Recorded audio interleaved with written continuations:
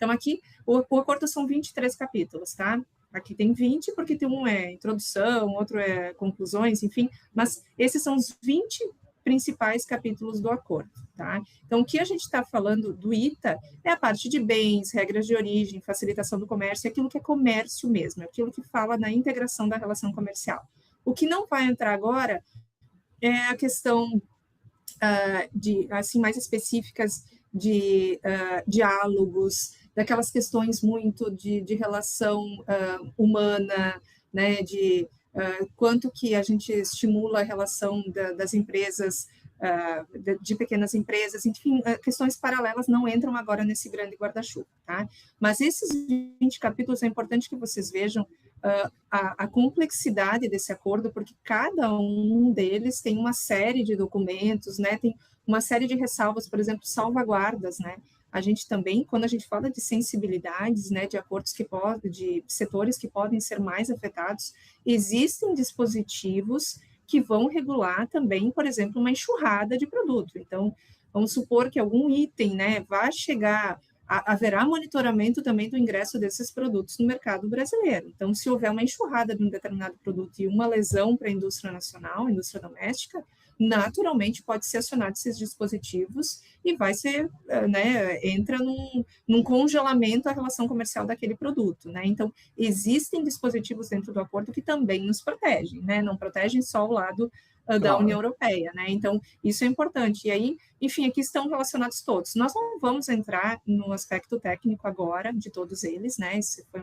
uma opção que eu e o Jonathan fizemos, mas a gente fez um recorte dos principais, né, daqueles pontos de atenção para que vocês precisam estar mais atentos. Então, sobre a parte de bens, né, o que a gente está falando? A gente está falando, sim, de preferência tarifária, a gente está falando de um acordo de livre comércio, cujo objetivo é zerar tarifas de importação ao longo do acordo, né? Então, o objetivo final é que a gente tenha livre comércio entre todos os produtos que estão na negociação, que aí são 91% dos bens da parte do Mercosul e 95% dos bens da parte da União Europeia. Então, isso tudo foi colocado na mesa e ao longo do período imediato, né? Então, tem produtos que assim que o acordo entrar em vigor vão cair a 0% de imposto e outros vão até 15 anos, tá? Sob o nosso olhar. E da União Europeia, eles têm um período máximo de 12 anos, ou seja, algum produto que vai entrar, né, por exemplo, a parte de veículos, que foi um setor sensível, né, que tem um capítulo específico sobre eles, dependendo se o carro, o veículo é a combustão ou elétrico, ele tem um período maior de desgravação, inclusive é maior do que 15 anos. Então, 15 anos ficou mais o setor automotivo. Então, vai levar até 15 anos para que esse produto chegue a zero. Tá? Então, tem condições específicas por setor. Mas a grande maioria vai ficar aí até 10 anos, né? Alguns imediatos e até 10 anos.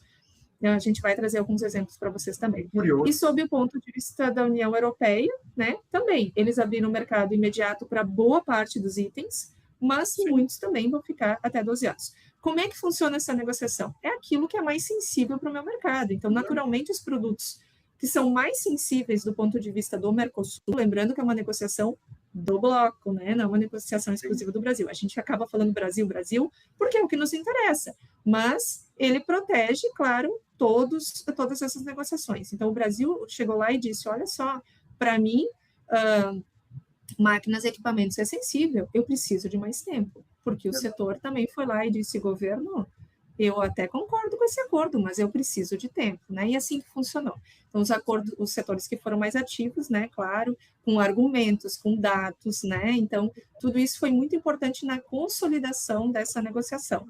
E aí, nós vamos ter, sim, que olhar, depois a gente vai olhar lá no site do Syscomex, como que ficou cada um desses produtos. Mas que intrigante, né, Thaisa? Porque imagina, a União Europeia ela tá né, se propondo a eliminar tarifas de aproximadamente 95% dos bens. Isso é muita coisa, né? Por mais que sejam prazos de 4 a 15 anos, né?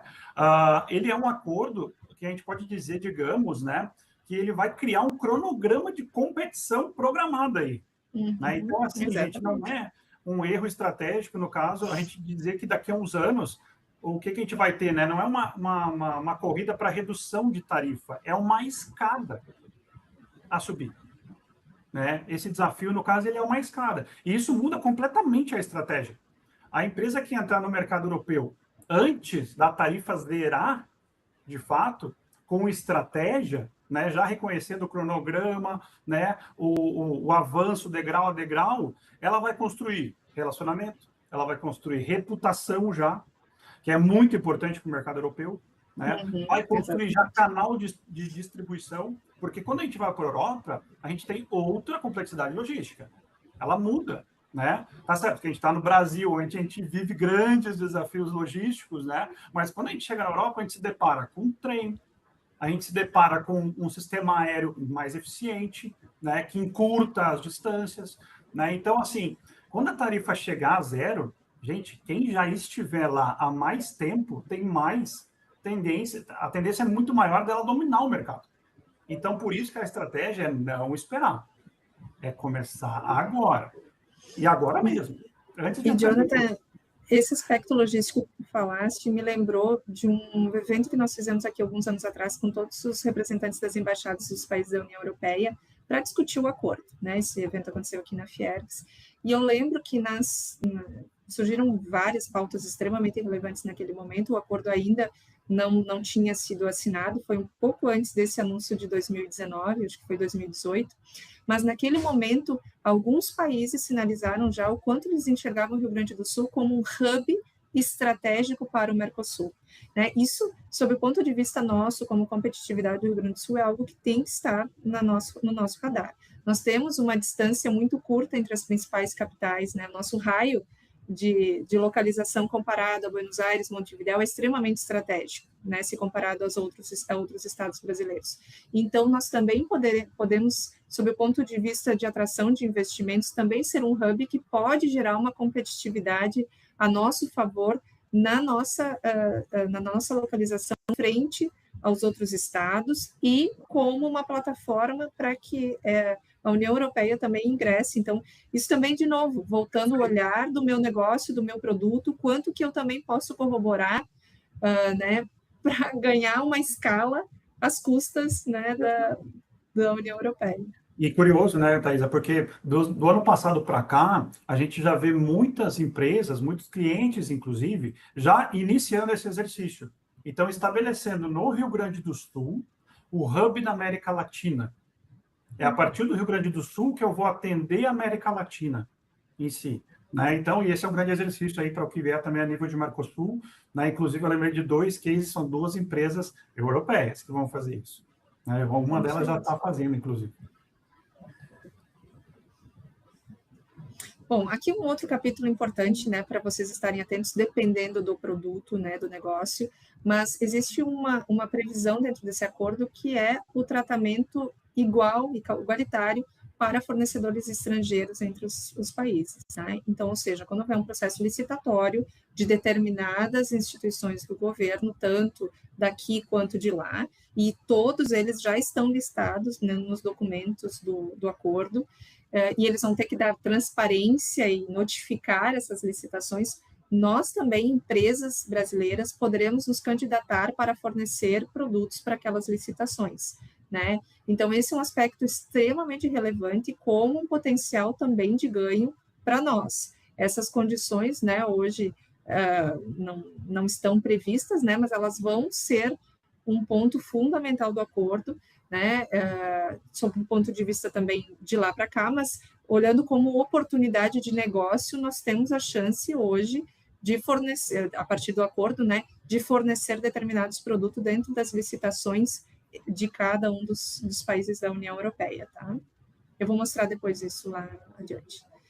Regras de origem, né? Eu acho que esse é um ponto muito relevante, né? Quando eu vejo alguns setores muito preocupados, o que nós estamos falando são o ingresso de produtos com origem União Europeia no mercado brasileiro. Então, são esses produtos que vão poder usufruir do benefício tarifário da redução.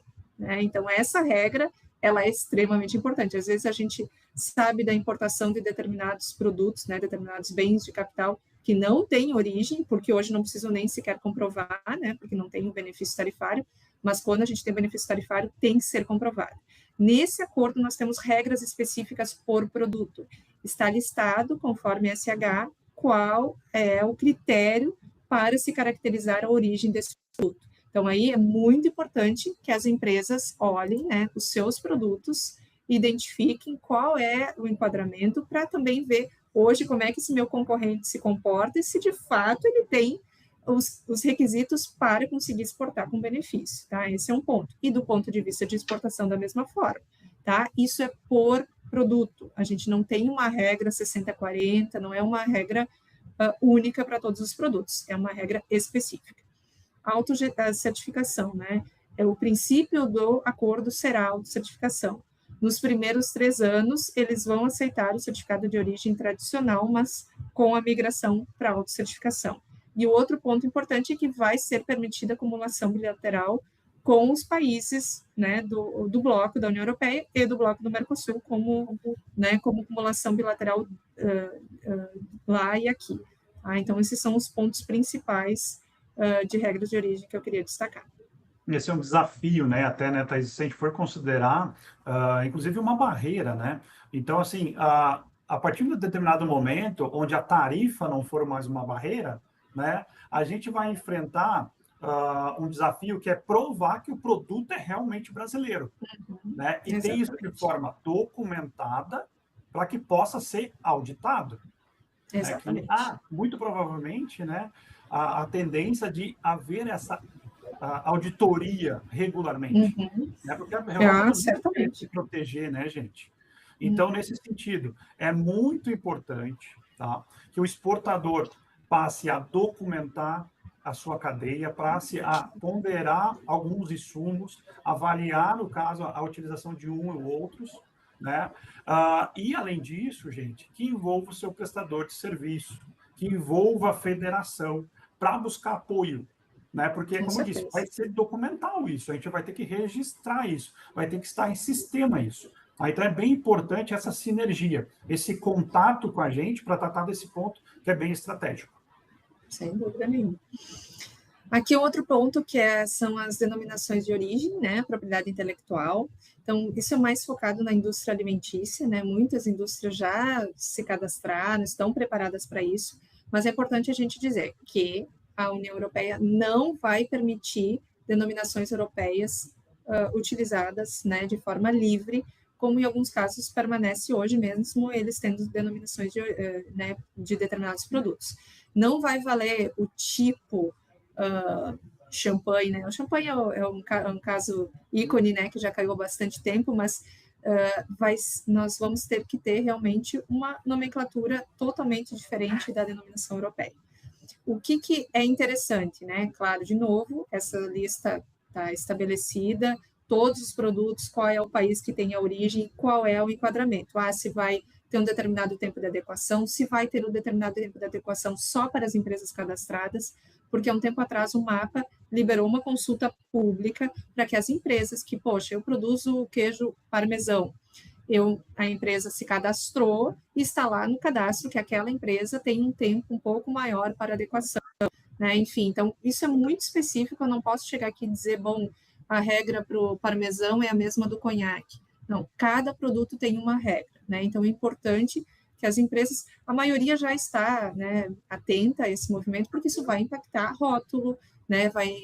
Isso impacta diretamente a comercialização dos produtos, que não vão poder ser utilizados. Nós, Brasil, né, que está no próximo slide, nós apresentamos 38 identificações de origem. Aqui eu fiz o recorte só do Rio Grande do Sul, quais são os produtos que têm denominação de origem garantida, né, que foram aqueles produtos que entraram na mesa da negociação.